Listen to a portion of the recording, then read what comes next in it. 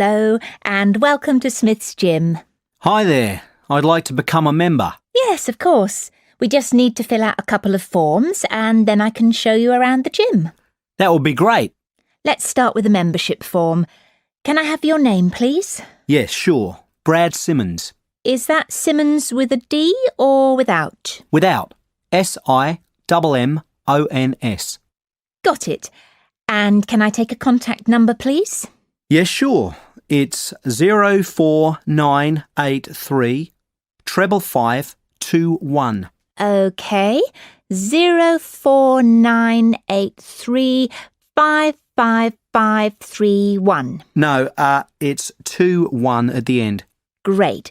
And do you have an email address? Yes, brad07@elemnet.com. That's ELEMNET.com. Right. Now, we've got 3 membership types here. Bronze, which is just off peak and costs £21 a month. Silver, which means you can use the gym at all times. This is £36.50. Or for just £5 more, you can get a gold membership, which gives you free access to the squash and tennis courts and all classes. For now, I think I'll just take the silver. That's fine, sir. That'll be £36.50 a month. Great. When can I start? Well, you'll need to have an induction first. We have spaces at 2:30, 4:45 and 8:15 tomorrow. Would any of these be suitable? I can't do tomorrow. Do you have anything for Saturday? Is that the 12th of November? No, it's the 11th. Yes, that's fine. Would 2:30 be okay? That's fine. I'll book you in with our trainer, Rob Ellis. Now, would you like me to show you around? That would be great. Track 16. OK, follow me. Let's go up the stairs to the main equipment room. As you can see, we have all the treadmills, bikes and rowing machines in here, and the weights are in the corner. Great. And is that the pool over there? Can I use that with my membership? Yes, at any time. Just go through the glass doors on the left. As you can see, the pool is dominated by the diving board at the far end. It's impressively tall. And on the right-hand side of the pool, you can see we have 2 lanes. The first one is a slow lane for those who are trying to improve their fitness. It gets really busy. The lane on the far right is what we call the club lane, because we reserve this for people who have membership. It is slightly less busy and the members can get a really good workout in it. That sounds great. Yes, it is good. And then near us, you can see a smaller area sectioned off nearly halfway across the pool. This area is where we put the school groups which come in the late afternoons during the week, usually from about 4. We keep them confined to that space so that the other end can be used for free swimming. And what is the little round pool for? We call that the toddler's pool. It's not very deep and the mothers often bring their children in to teach them to swim in it. Great. Well, I'm glad I can use the pool. It will be good to vary my exercise. Definitely. When do you think you'll be coming? Most likely in the evenings. I'd like to come on Saturdays, but I often work then, so I think I'll have to miss that day and then come on Sundays. Oh, so you'll be a regular visitor? That's great news. Can I ask why you chose Smith's Gym? Well, actually, the television advert prompted me to join. It makes exercising look so much fun. I always thought going to the gym would be monotonous. No, not at all. It can be a lot of fun. My aim is to reach my optimum fitness. At the moment, I think I'm a bit unhealthy, so I'd like to change that. Well, give it some time and I'm sure you will. Now, shall we go back and complete the payment details? Track 18. Good morning, everyone. I'd like to talk to you all about the department restructure and how it will affect our work. As you know, the company is expanding, and this means we'll need to recruit more staff and optimise our ways of working. So I want to look at each of our teams and the changes which are planned to start next month. The sales team, headed by Gary Wilson, will be responsible for not only increasing the amount of business we do with our current customers, but also searching out new clients. As this is likely to be a labour-intensive task, Gary's team will need more staff, which is where Linda French's human resources team comes in. Linda and Gary will collaborate on finding and employing 20 new sales members as soon as possible. However, not all staff will be recruited from outside. If this company is going to continue to thrive, each of the current team managers will need an assistant, and these positions will be internal appointments. Human Resources are sending out an email to all staff this week, asking them if they would like to apply for one of the new positions, and interviews will begin next month. Now, in order for the sales team to increase revenue, the research and development team have to come up with some innovative products which will be better than those offered by other companies. Therefore, Zoe's team will start a month-long project to learn more about what our competitors make to help inform our design process. Their target will be to design and create 2 new ranges of products this year. As always, if any of you have an idea for a product, please contact Zoe about it. All ideas are welcome.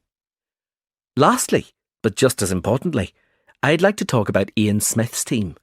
Obviously, aftercare service is crucial to the expansion of the company, so IT support will be making sure that all our customers are called to discuss our service as part of the follow-up system. Ian's team will also be upgrading our client support package to facilitate 24-hour access, 7 days a week. Ian believes strongly that this will increase our competitiveness and be a real selling point for potential customers. Track 19. Welcome to this fire evacuation talk, everyone. I'm Melanie Brooks, the Fire Safety Manager here at Tech Base, and my office is on the 4th floor if you ever need to find me. Today, I want to run through the fire evacuation procedure now that we're in a new building. First of all, can I just remind you that if you hear the fire alarm, you should always head towards the main stairs in order to leave the building. Please assume that the alarm is real, except if it sounds at 11 a.m. on a Tuesday. At this time, it's always a test, we hope. It's vital that you do not spend time collecting your bags or personal belongings because this wastes valuable evacuation time. When you have left the building, please look for the fire marshals who will be wearing fluorescent orange jackets. They'll show you where the waiting area is, but just so you know, it's the park at the rear of the office block. Your department has a fire safety officer, I believe it's Susan Jenkins, and it's her job to make sure that everyone who signed in has vacated the building. Susan will then tell the fire safety manager if there are any missing people. Can I also remind you that you mustn't enter the building again until the fire safety manager, in other words, me, tells you that the situation is no longer dangerous. Track 20. Right, team. This afternoon, I want to go over the new marketing and advertising strategy so that everyone is clear on the streams for each of our product ranges. Let's start with toys for children. Now, last year, most of the advertising was done through leaflets posted through people's letterboxes across the city.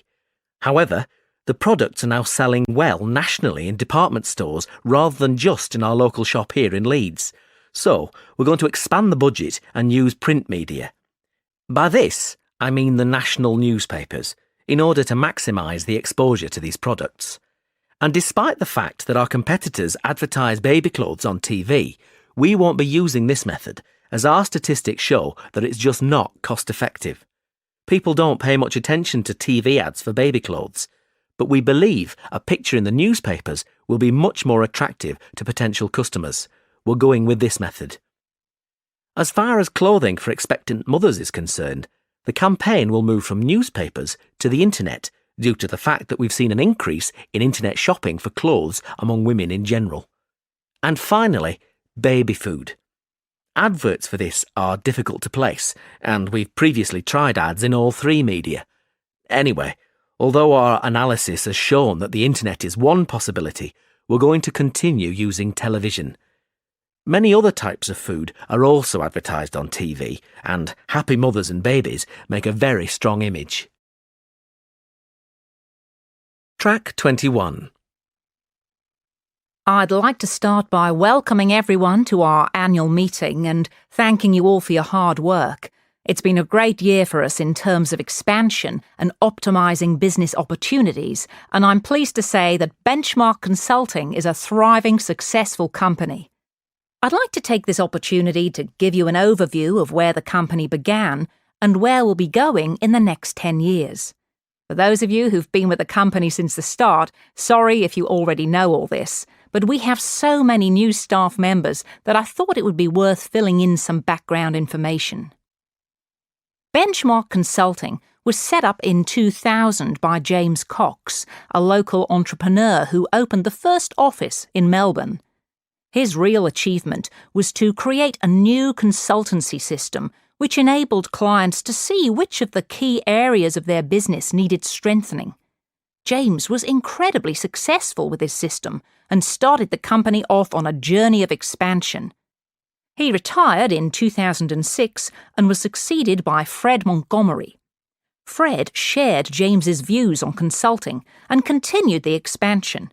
He increased revenue to $5 million and opened a new office in Perth.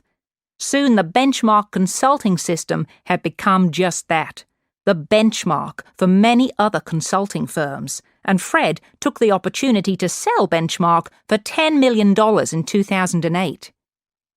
Our new owners are, as you know, TFB Group Limited, and their investment has allowed us to build our brand new headquarters here in Sydney.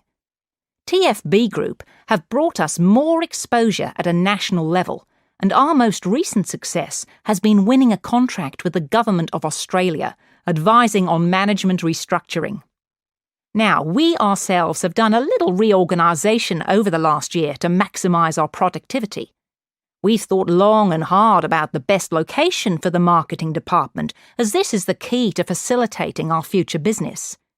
Although Perth has a large number of marketing companies, which enables us to learn from our competitors, it's Melbourne that's the gateway to international connections, and therefore we've decided to move all marketing operations there. In terms of professional development, we wanted to optimise the training programs available to our staff because training is vital if we want to remain competitive. As a result, staff training will no longer be here in Sydney, but instead will take place in the Perth office, where new facilities have been installed. Finally, we've looked at how to optimise our back office administrative functions. Currently, each office has its own admin department. However, this is proving to be less efficient than we would like. In order to resolve this situation, all these functions will now be centralised here in Sydney. Track 22. So, what does all this mean for the future? Well, after 10 years, I've decided that Benchmark needs a new vision for the future. I think it's time for us to divide up parts of the business into smaller units. Therefore, over the next 5 years, I aim to set up 2 small subsidiary companies in order to focus on international expansion in Europe and Asia. There are many organisations in emerging markets which could benefit from our experience and skills. Which leads me to the next point for future development, that of increasing our workforce. It's become clear that all our departments are understaffed, so we'll be taking on more employees over the next year. And the really good news is that to make us a desirable employer, all positions, current and future, will receive a salary increase of 10%. Lastly, I know that some people are worried about the financial aspects of having to move to another city as part of the restructure. So Benchmark will be providing a relocation package to all employees thus affected. This is because we would like you all to remain with the company for the foreseeable future. Track 28. Morning, everyone. How are you? Fine, thanks, Joe. Yeah, fine, Joe. Have you managed to do much research on our minority languages project? Well, Julia, I've been having some trouble finding information about the number of Cornish speakers in the UK. The records at the Office of National Statistics and the Cornish Language Council say different things, so I'm not sure who to believe. Susan, have you got any information about this? I was looking on the government's Minority Languages website, and it says that nearly half the minority language speakers in the UK are speakers of Welsh. Are you sure it's nearly half? I thought the number of Gaelic and Welsh speakers was more or less the same. It used to be when Gaelic was a compulsory subject in schools, but nowadays there are fewer speakers of Gaelic compared to Welsh. And apparently, with Cornish, it's difficult to know the exact percentage of the population who speak it, because most people only speak it to intermediate level. Very few people are fluent speakers. I suppose that's why the statistics are different. Well, I think we should go with the more conservative estimate based on the number of fluent speakers. I think you're right, which means that Cornish isn't spoken by nearly as many people as the other languages. Yes, I think that's right too. Based on fluent speakers, that means that Welsh is the most widely spoken, and the numbers of Irish and Gaelic speakers are more or less the same. Track 29. Right, Harry, Rob, shall we get started on this presentation for European studies? Well, how about if I start by talking about the central regions of Spain where most people speak Spanish? Good idea. It's important we make it clear that the majority of the population use Spanish as their main language. Then I can introduce the Galician accent of the northwest. But isn't Galician more of a dialect? Oh, yes, you're right. We've got to get our terminology correct, because Spain is complicated in terms of languages and dialects and accents. How about we then move across to the northeast, and I give details on the Basque language and how it's different from Spanish? That seems logical, Stephanie. Do you also want to mention the other language in the northeast? It's Catalan, isn't it? Yes. In fact, we should say it's the official language of the region to show how important it is. So, what am I going to present? We need to include something about accents and speaking styles, don't we? Of course. I could explain the difficulties of understanding the accent in the south due to the fact that the locals speak quickly. Excellent. Well, I think that covers everything. Shall we meet tomorrow to practice our presentation? Track 30. So, Natalie, Louise, how are you doing with your report on encouraging people to speak local languages? Fine, thanks, Dr. Phillips. It's been really interesting. We've found lots of information which we've collated for our report. Good. What are you going to focus on? Well, many schools and colleges are doing good work promoting local languages, both as qualifications and in terms of after-school clubs. And then there's the rise in popularity of minority language music, which seems to be driven by tourism. Tourists who are exposed to songs in indigenous languages become interested in learning those languages. OK, now you need to be careful with these topics. They are fascinating, but you need to look at the influences which drive language learning. Education doesn't leave people much choice, and music isn't a strong enough factor. Do you have any suggestions for us? Well, what did we talk about in last week's seminar? Can you remember any of the real push factors? Do you mean things like communication and relationships between companies and their workers? It's much more powerful than music, don't you think? Yes, I see what you mean. So I suppose our other idea isn't very strong either. We also thought about hobby groups, but I'm beginning to think they're less significant. Yes, there aren't sufficient hobbyist groups to make a real difference to local language learning. But think about something else which is similar but reaches a much larger proportion of the population of a country or community. Ah, like online discussion groups. I remember in the lecture you talked about how the internet is fueling the increase in local languages through the World Languages Project. This is more appropriate for your report because we can actually measure the amount of correspondence in each language and chart increases and decreases over time, which makes it a more rigorous form of analysis. Of course. So we should definitely include that in our report. It's becoming clearer now. We need to write about the larger factors involving commerce and online communication where we can record language usage. I think it's better than looking at anecdotal information. Thanks, Dr. Phillips. Track 31. So we need to get this field trip sorted out as soon as possible, don't we? Yes, let's get started. James, Have you worked out which 2 countries we should travel to? Well, I thought we could go to the USA and Mexico because that's where the populations of most native languages are concentrated. But then I found out that the 3 languages we're most interested in are more widely spoken in Canada than Mexico, so I think we should go there instead. OK. Anna, weren't you going to think about our research focus? Yes, and I think I've found 2 areas that would work well. Firstly, use of the 3 languages, Nardini, Salishan and Algic among the younger generation, people up to the age of 25. I found out that although there are many older speakers of Algic, it's used much less by the young.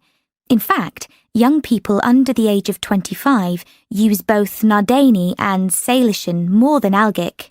That's interesting. That means that native language use isn't really being affected by the older generations anymore. So what's the other focus area then, Anna? Well, it would be good to try to find out what affects changes in native language speaker populations. You mean things like family life and the influence of popular culture or tourism? Yes, areas like that, but not tourism or culture because they're too general. I think we should look at whether family has an impact in terms of passing on native language use, and possibly the effects of government language policy too. Government figures can be deceptive, but they're still worth looking at. Maybe we should also focus on something like job creation and work statistics and the number of people who leave the USA to live in another country instead. Yes. I think emigration would be as useful as language policy. OK then, let's focus on those 3 as well as what happens in family. Track 32. Well, shall we look at our route now? Most of the speakers we're looking for are in California, so we could start there. We can spend 2 weeks travelling around and meeting people to get some background information and then start collecting data. What do you think about beginning in the southwest corner of the state and visiting the Barona Reservation? That's a good idea. We'll be able to get some interviews with native language speakers there, and then we could go to the Eastern Mountains to visit the local education authority of North County. They've got a native language project for school children. Why there? Wouldn't it be better to go to the education department in San Diego? It's bigger. But they focus more on Spanish and English bilingualism and less on native languages. In that case, the North County Education Authority will be more valuable, so let's do that. After that, we could head southeast to the town of Bishop. There's a company there called Cotec, which employs only bilingual speakers. I've emailed the managing director, who's happy to give us an interview. Oh, that's great work, James. It sounds like something we should definitely do. Right. Well, I'll email her to confirm. Also, we should go to Sun City. It's this bilingual town in the south-central area of the region. They have a policy whereby all signs in the town must be in the local language as well as English. We can take photos of these signs. They'll make good visuals for our report. But won't that be intrusive for the people who live there? No, they're used to it. The village is used as a model for other communities who'd like to do the same thing. In that case, let's add it to the itinerary. Excuse me, where are the dresses? They're at the end of this aisle, on the left. Can I help you with anything? Yes, maybe. I'm not from around here, so I don't know this store. Well, I can help you with anything you need. Fantastic. I'm actually down here for my brother's wedding, and I need something to wear. I've just started a new job, and I haven't had time to get anything yet. I'm looking for something smart. Maybe a new dress. Well, what about this one? I think it's too hot for long sleeves. Yes. Well, this one has shorter sleeves, and it still has the bow, which I think is a nice detail. Or there's this patterned one. I'm not keen on a pattern. I think I'll go for the one with the bow. Do you have it in a size 10? Let me have a look. Yes, here. Great. I need a hat, and then I can try them on together. What kind of hat are you looking for? What about this one with the flower? Yes, but if I may suggest, a taller hat would add to your height. Really? Yes, try this one. Oh, I see what you mean. We have this style with the single flower or with a small bunch, and it comes with a wide or narrow brim. I like the narrow brim and just the one flower. Can I have a blue flower? I'm afraid it just comes in cream. Well, it goes with the dress anyway. Great. I'll place an order and have the hat sent to you. It'll take about 2 days to be delivered. Is that okay? Yes, that's fine. I need to take down a few details for delivery. Can I take your name? Ellen Barker. And the delivery address? It'll be my brother's address. It's 14 Brightwell Avenue. 14... can you spell that, please? Yes, BRIGHTWELL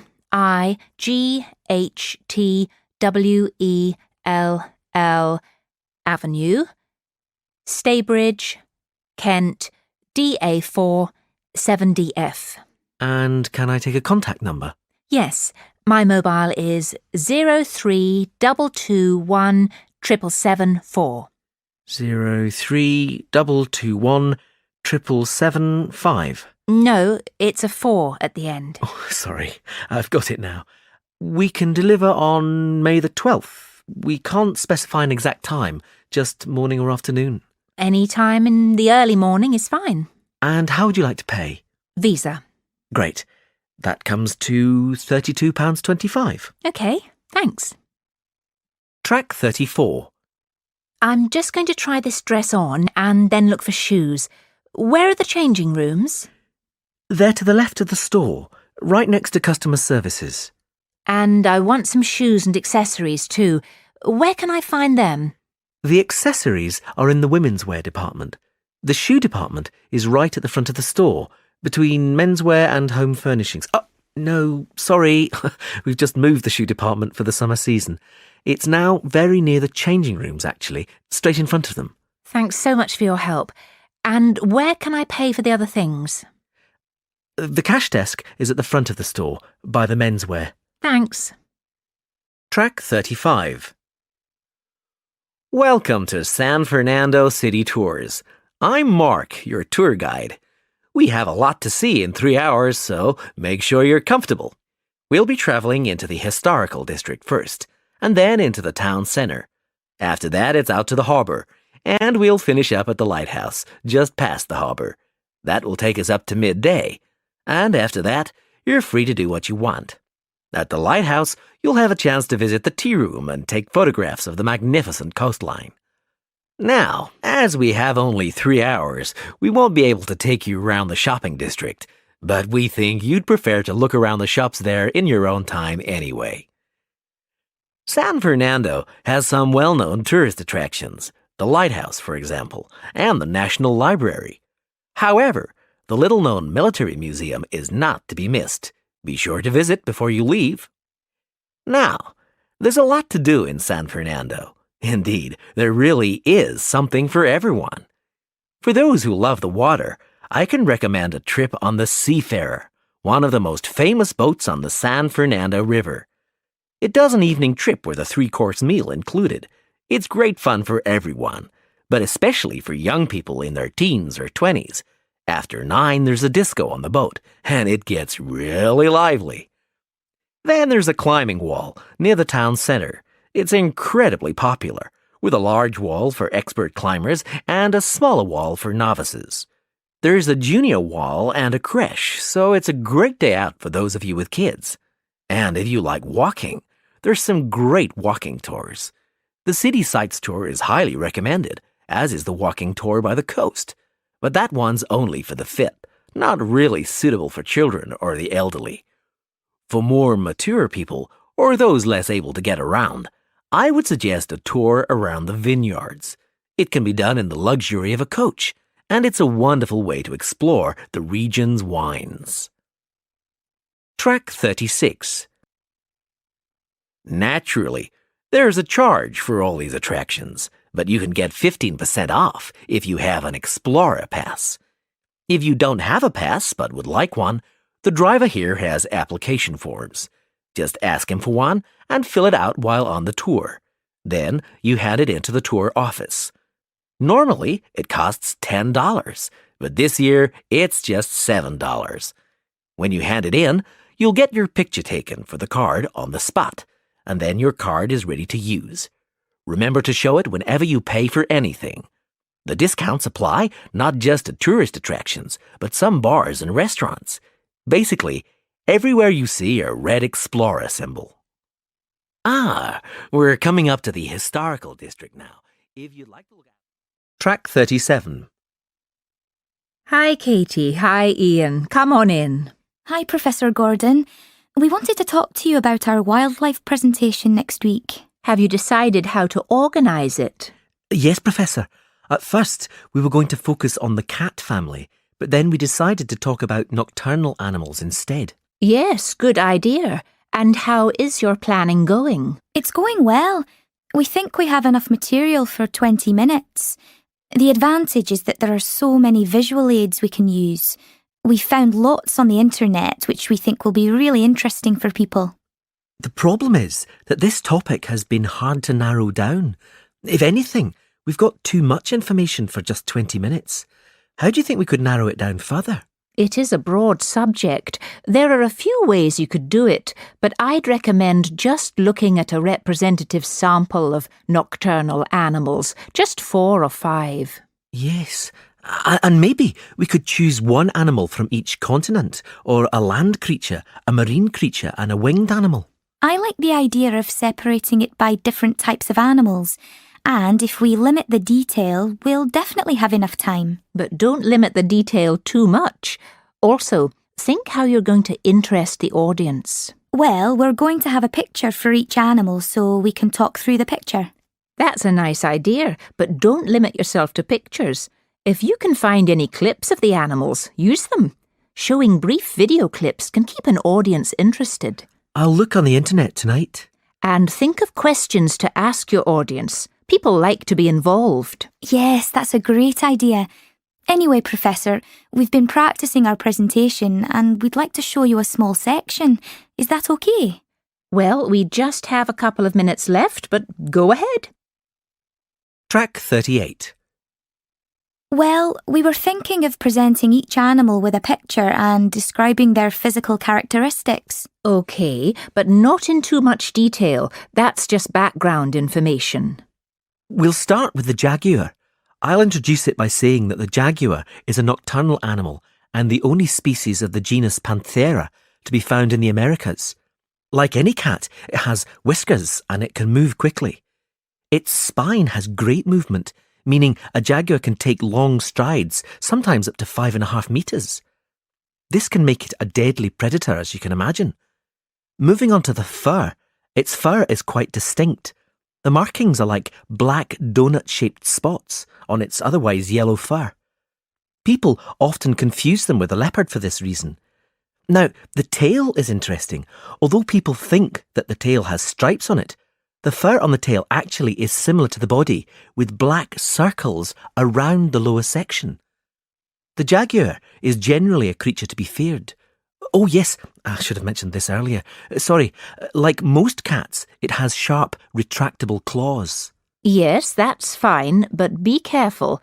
The jaguar is usually thought of as nocturnal, but strictly speaking, it's crepuscular. In other words, most active between dusk and dawn.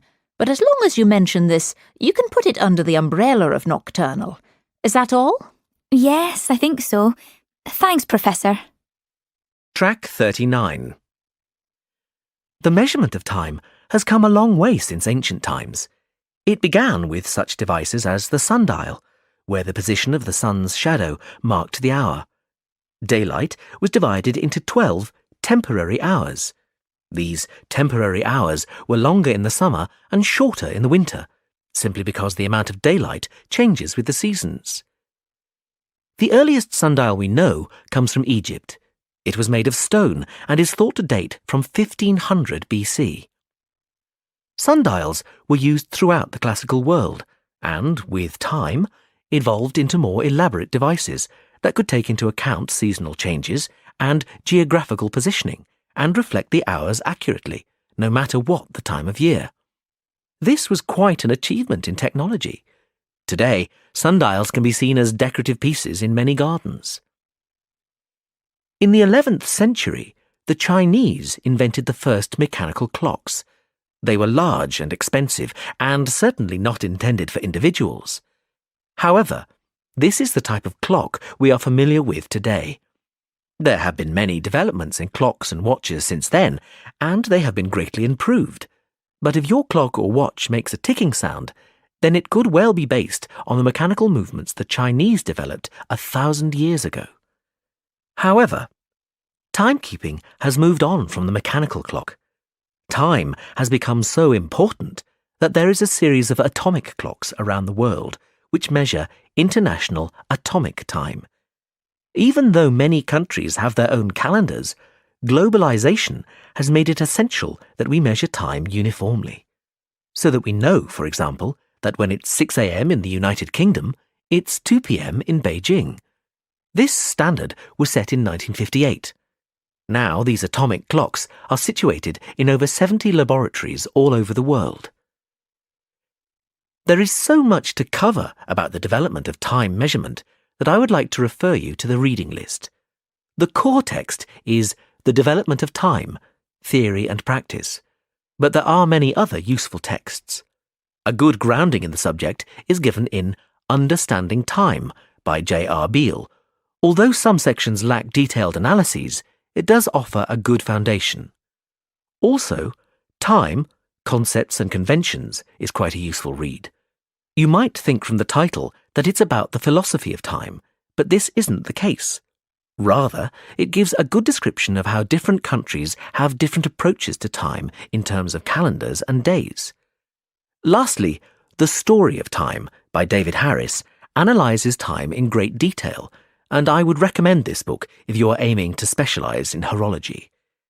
Now, we're going to continue with an in-depth look at lunar and solar cycles.